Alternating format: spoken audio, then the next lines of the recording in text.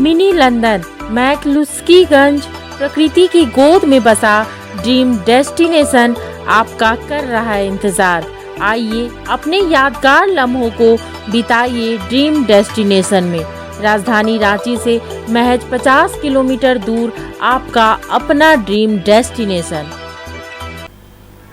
बुरी हड्डियों वाले सांसद मल्लिकार्जुन खड़गे को कांग्रेस को देश की राजनीति में फिर से शीर्ष स्थान पर ले जाना उनके लिए बड़ी चुनौती होगी।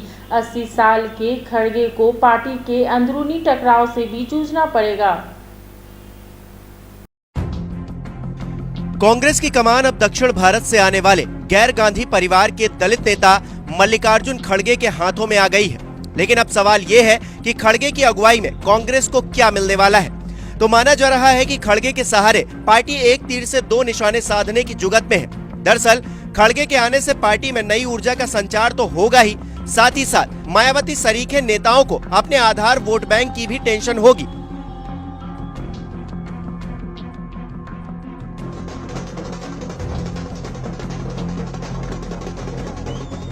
इसके पीछे तर्क ये है कि यूपी में दलित समुदाय का एक बड़ा वोट बैंक जो कई दशकों से पहले मायावती और फिर कुछ सालों से उसमें का कुछ हिस्सा बीजेपी की तरफ जाता रहा है, उसको लेकर पार्टी खड़गे के जरिए यूपी में मायावती को मिलने वाले वोट्स को हासिल करने की अब कोशिश करेगी।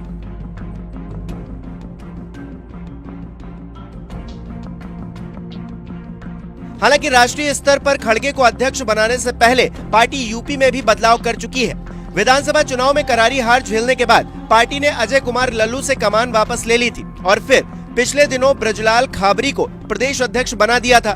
मायावती के करीबियों में रहे खाबरी भी दलित समुदाय से आते हैं। अब जब राष्ट्रीय और प्रदेश स्तर दोनों ही जगह दलित समुदाय के नेताओं के हाथ में पार्टी की कमान है, तो फिर कांग्रेस जी जान से दलित वोटर्स का मत हासिल करने की कोशिश करेगी। इतिहास के पन्नों को पलटकर देखें तो एक वक्त था जब कांग्रेस दलित वोट बैंक में अच्छा खासा हिस्सा अपने पास रखती थी। हालांकि वक्त के साथ ये सियासी दांव कांग्रेस के हाथ से निकल गया। ऐसे में खड़गे के सहारे पार्टी यूपी में भी चुनावी फायदा उठाना चाहेगी।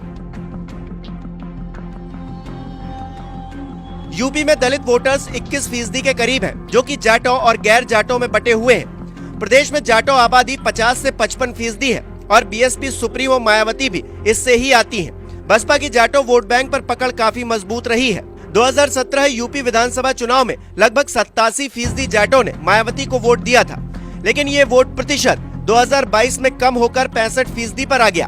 2022 में मायावती के दलित वोट बैंक में सेंधमारी करने वाली बीजेपी थी। अब कांग्रेस भी मायावती के इस वोट बैंक को हासिल करने की फिराक में रहेगी।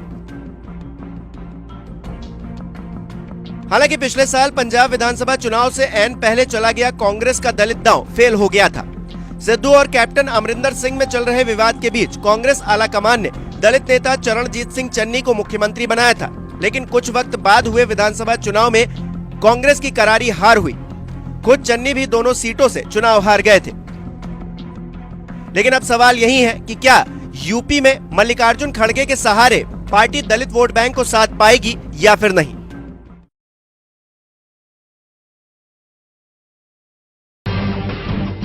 जब टूटती है आस, जब थकती है सांस, जब रूठते हैं अपने, मुंह मोड़ता है जमाना, जब अंगड़ाई लेता है संकल्प, फिर बनती है कहानी, बनते हैं अनमिट निशान।